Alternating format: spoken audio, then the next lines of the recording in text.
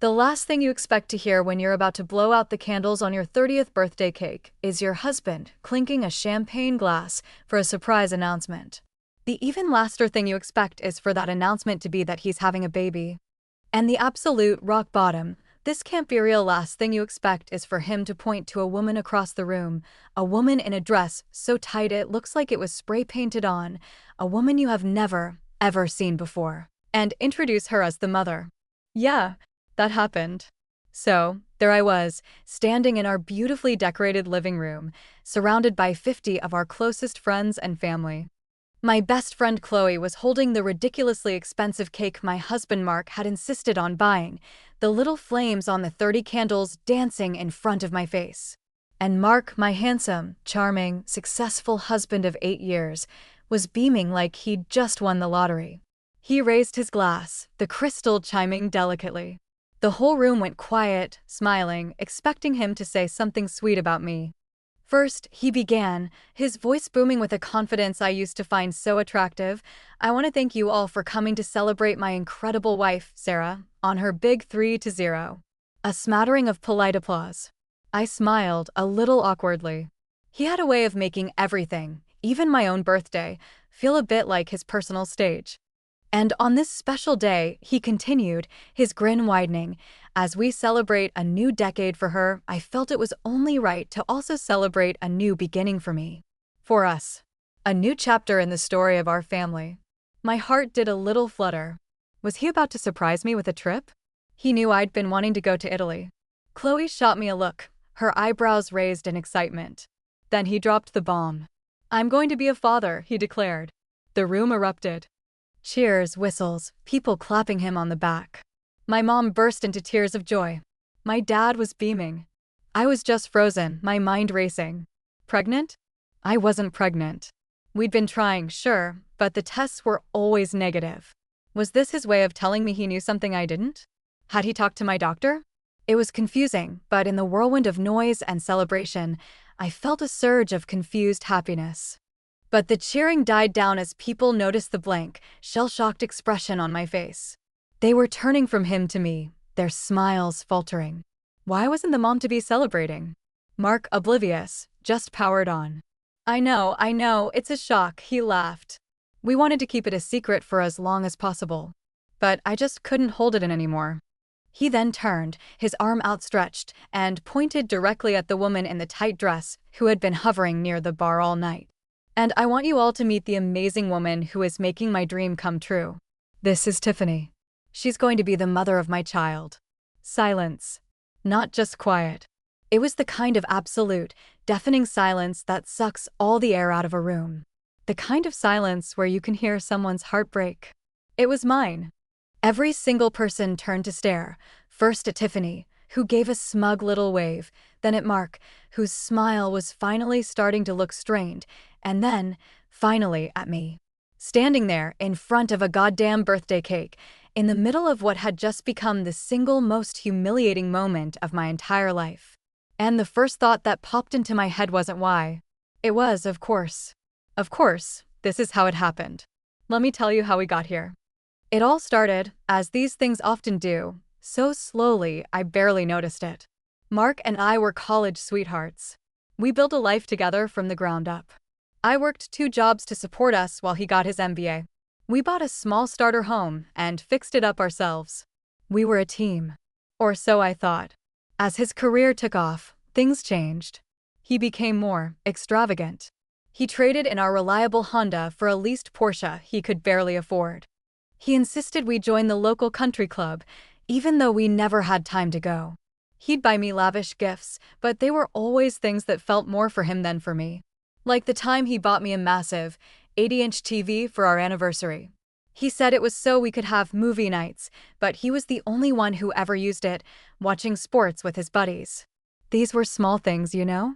The kinds of things you brush off because you don't want to seem ungrateful. But they were seeds. Seeds of a selfishness that was growing right in front of me. His best friend, Kevin, was the worst enabler. A perpetual bachelor who treated women like disposable accessories and cheered on Mark's every flashy, self-serving impulse. My best friend, Chloe, saw it.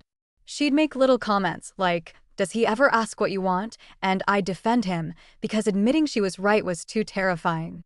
The first real, undeniable crack in our perfect facade appeared about 6 months before the party. I was paying our credit card bill, and I saw a charge for $2,000 from a high-end lingerie store. I mean, seriously? $2,000? I'd never even set foot in that store. When I confronted him, he didn't even flinch. "Oh, that," he said, waving his hand dismissively as he scrolled through his phone. "Client gift. You know how it is. You gotta wine and dine them, babe." "You bought a client $2,000 worth of lingerie?" I asked, my voice trembling slightly. He finally looked up from his phone, his eyes cold. "Don't be naive, Sarah. It's business. Are you questioning how I do my job? The job that pays for this house? For your nice little life?" And, just like that, I was the bad guy. I was the one who was naive and untrusting. I backed down. I apologized. And I felt sick to my stomach. After that, the incident started escalating. He started working late almost every night. He'd come home smelling of a perfume that wasn't mine. He started guarding his phone like it was the nuclear codes. Once, he missed our wedding anniversary dinner for a work emergency. I was devastated. The next day, Chloe sent me a screenshot from some Instagram model story. The girl was at a VIP table at some ridiculously expensive club, and in the corner of the photo, you could see a man's arm, wearing Mark's very distinctive, very expensive watch. I printed the picture out. I put it on the kitchen table and waited for him to come home. When he saw it, he laughed. He actually laughed in my face. "Are you insane?" he asked, shaking his head. "You think that's me? Because of a watch? Sarah, a lot of guys have that watch. I think you're losing it. You're stressed. You're inventing things to be angry about." He told me I was being paranoid and hysterical. He even had the gall to suggest I see a therapist to deal with my jealousy and trust issues. He was so convincing that for a second, I almost believed him. That's the definition of gaslighting, right? Making you feel like you're the crazy one for reacting to their crazy behavior. Then came the text. I was at work when my phone buzzed. It was from an unknown number. Just a picture. It was Mark, sitting on a patio somewhere sunny, laughing. Next to him was a woman, the same woman from the club, draped all over him. Her head was on his shoulder, her hand possessively on his chest. A second later, another text came through from the same number. "OMG, wrong person, so sorry." My blood ran cold. It was so obviously intentional. A power play. When I called Mark, screaming, crying, he just sighed, this long, weary sigh like I was the biggest inconvenience in his life. He said she was the niece of a very important client. That she was a clout-chasing kid who had a crush on him and was trying to cause trouble. He swore on his life, on our marriage, that nothing was going on. And God help me, I wanted to believe him. The alternative was that my entire world was a lie, and that was a truth I wasn't ready to face. The weeks leading up to my 30th birthday were the final straw. He announced he was throwing me a massive party. He didn't ask, he told me. He booked the caterers, the DJ, the bartender, all without consulting me. He invited dozens of his business associates and their wives, people I barely knew. It felt less like a celebration of me and more like a networking event for him. I was just the guest of honor, a prop to show off what a generous, successful husband he was. The night of the party, I felt a sense of dread I couldn't shake. I put on the expensive dress he'd bought for me, 2 sizes too small, of course, a nice little dig I only understood later, and I plastered a smile on my face. And that's when I saw her, Tiffany, standing by the bar, holding a club soda with a lime, looking completely out of place and yet, somehow, like she owned the room. She was talking to Kevin, Mark's best man, and they both kept glancing over at me and smirking. Chloe came up beside me. "Who the hell is that?" she whispered, her eyes narrowed. I have no idea, I lied. But I knew. My heart was pounding in my chest. I knew exactly who she was. Which brings us back to the moment. The silence. The cake. The 50 pairs of eyes all staring at me. In that moment, something inside me snapped. It wasn't loud. It was a quiet, cold, clean break. All the confusion, the hurt, the self-doubt of the past year just evaporated. And all that was left was a strange, chilling clarity. I saw Mark for exactly who he was, a weak, narcissistic coward who was so desperate for validation that he would humiliate his own wife in front of everyone she loved just to feel powerful for a second. He didn't just cheat on me. He tried to rewrite our entire reality, to make me the villain in his story. He thought I would cry. He thought I would scream, make a scene, run out of the room in tears. That's what he wanted. He wanted to be the calm, rational one dealing with his hysterical, emotional wife. I did not give him the satisfaction. I looked at Chloe, who looked like she was ready to commit murder with a cake server. I gave her a tiny, almost imperceptible shake of my head. I looked at my parents, their faces a mask of horror and shame. I looked at Tiffany, whose smug little smile was finally faltering under the weight of 50 horrified stares. And then I looked at Mark. I smiled. A bright, genuine, happy birthday to me smile. Wow, I said, my voice clear and steady. An announcement like that deserves a proper celebration, doesn't it? Mark looked confused. Sarah.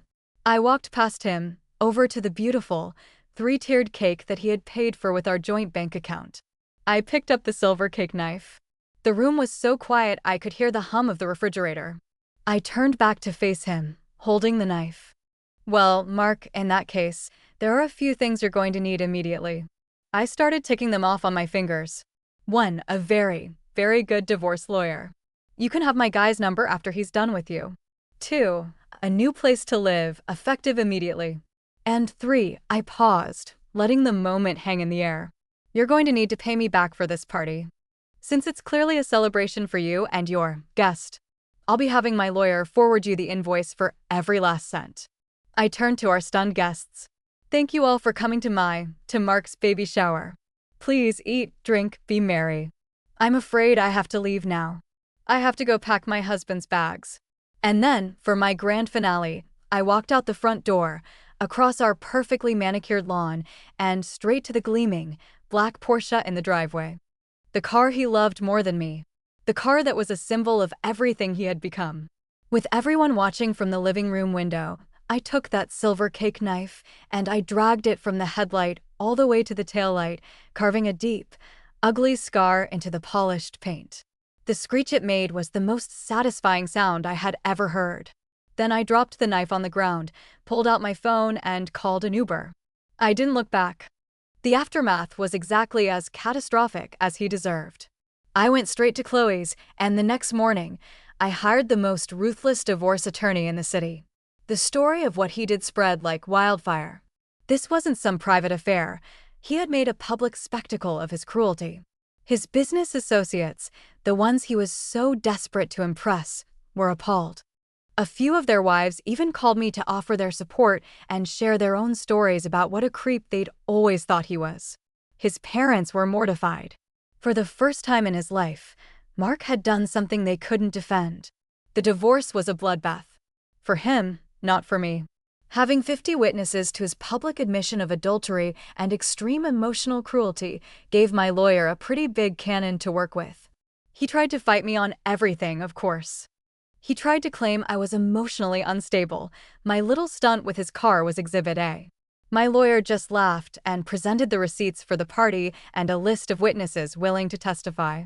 We discovered he'd been draining our savings for months to pay for Tiffany's apartment, her car, her designer bags. The short-term investment he'd told me about was her. In the end, I got the house, most of our assets, and enough alimony to make his eyes water. His perfect life imploded. Without my income and our joint assets to prop up his lifestyle, he couldn't afford the Porsche, the country club, or the constant stream of expensive gifts for Tiffany. The pressure was too much. She had signed up to be the mistress of a rich, successful man, not the girlfriend of a disgraced, financially struggling guy living in a sad little apartment. Their relationship crumbled under the weight of reality, especially after the baby was born. Last I heard from a mutual friend, she left him and is now, ironically, taking him to court for every last penny of child support. Karma is a funny thing, isn't it? As for me, the first few months were hard. But with every box of his stuff I threw out, I felt lighter. I rediscovered who I was without him. I started taking pottery classes, something he always made fun of. I reconnected with friends he had pushed away. I sold the big, empty house and bought a smaller place that was all mine. I'm dating again, but slowly. I'm not looking for another Mark. I'm looking for a partner, a true teammate. The other day, I was driving and saw him. He was getting into a beat-up old sedan. He looked tired and older. He didn't see me, and I felt nothing. Not anger, not sadness. Just a profound sense of peace. He gave me the worst night of my life, but in doing so, he also gave me the greatest gift I could have ever asked for, my freedom. So yeah, that's the story of how my ex-husband's grandbaby announcement turned into the best and most expensive birthday present I ever gave myself. It was a complete and utter nightmare, but honestly, looking back, I wouldn't change a thing. If you guys want to hear the story about the time his mother showed up at my new house with a U-Haul trying to reclaim family heirlooms, including the toaster oven, you know what to do. Hit that like and subscribe button, because you won't believe what happened next.